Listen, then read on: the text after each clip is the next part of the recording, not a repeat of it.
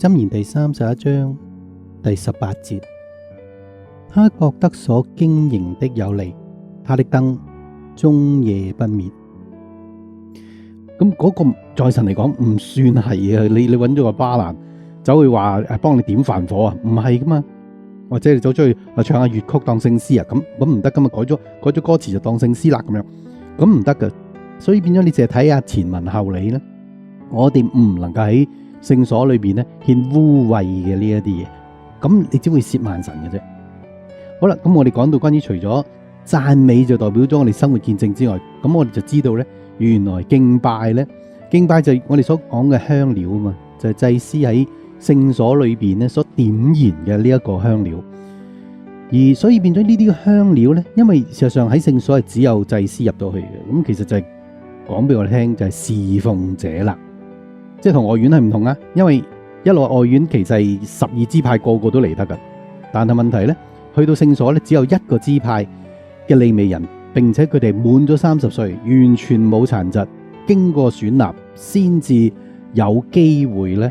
成為一個嘅祭司，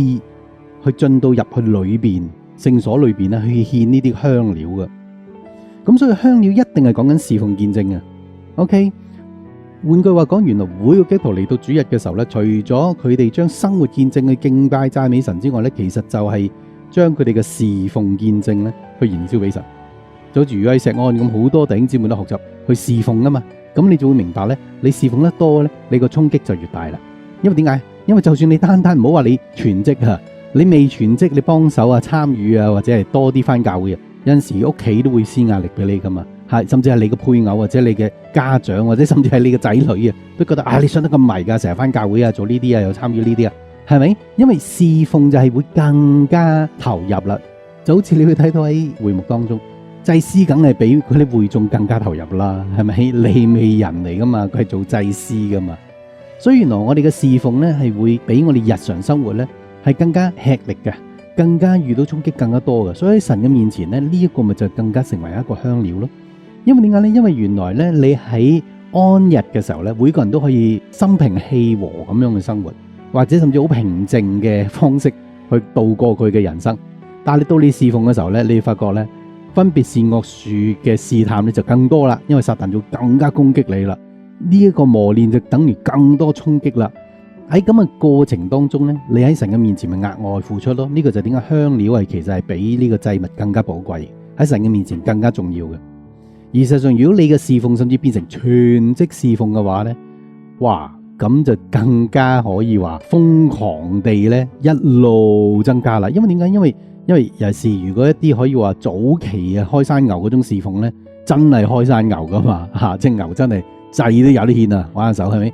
因為你淨係經濟壓力都已經係會拖垮好多年青人嘅，即係尤其是有好多侍奉嘅人咧，係根本由20幾歲就開始，或者30幾歲就開始侍奉咧。而唔係嗰啲已經有晒退休金啊、事業有成啊，先至嚟嚇，即係可憐下神啊，我嚟下教會幫手唱下歌啦嚇，幫我唱下熱曲啦，係咪？幫你帶下呢啲嘅奇英聚會啦，唔係講緊嗰啲喎，係咪？我係講緊嗰啲真係將一生嘅理想啊、前途啊，本來可能佢讀完書咁啊，佢就直成係全職去開始去侍奉神啊嘛。我係講緊嗰種，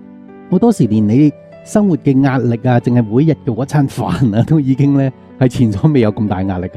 係咪？更加唔好講話，當你真係跟從神嘅時候，神根本俾你每一個禮拜、每一年啊嘅定命同埋方向咧，好多時候咧都係會遇到好多攻擊嘅嚇。即係如果你當然啦，你憑個血氣啊去巴結啊去做呢一啲，當然甚至係有萬人擁戴你添嚇，因為大家去係咪咁落地獄啊嘛，同埋嗰班人。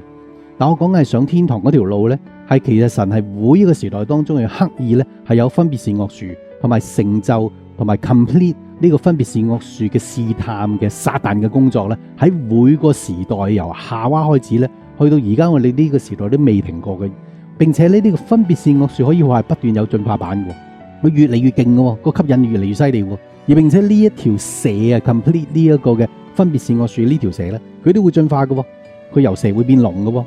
佢呢條古蛇會變成龍添嘅，呢個按住啟示錄裏面所講，所以你會睇到原來神喺我哋嘅生命當中所講緊嘅呢一個嘅敬拜讚美咧，係代表咗我哋生命當中每一個時代咧都唔同嘅一種向神付出我哋嘅生命成為一個祭物嘅，唔係淨係你唱幾句歌咁就當係祭物，係將你生命咧喺神嘅面前咧甘心樂意嘅去燃燒去付上。但係記住，唔係話就咁你暗馬底咁自己做，或者係自己立埋一邊做，係一定要每個禮拜咧就好似以色列人咁咧，每一次守節咧係要藉着祭司去幫佢去獻祭嘅，係藉着祭司去獻呢啲香料同埋燒呢啲祭物嘅，完全唔係佢哋自己自把自為喺屋企後院後花園就可以做得嘅，唔係嘅。所以變咗你會睇到神係用呢個方法去對比翻新約嘅教會，新約教會就係實質就係即係我哋所講嘅呢啲嘅會幕，只係一個影兒嚟嘅啫嘛，係咪？嗱，所以變咗你會睇到，從我哋而家咁樣睇，我哋就理解一個嘅事實。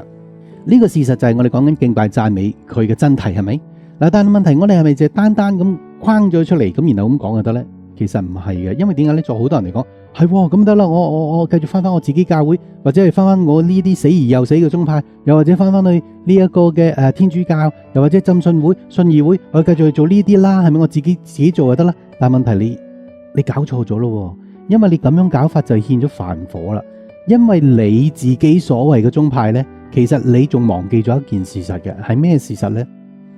原因呢，就係整個獻祭裏邊嗰朵火啦，呢朵火呢，就係最講究嘅。箴言第31章第18節，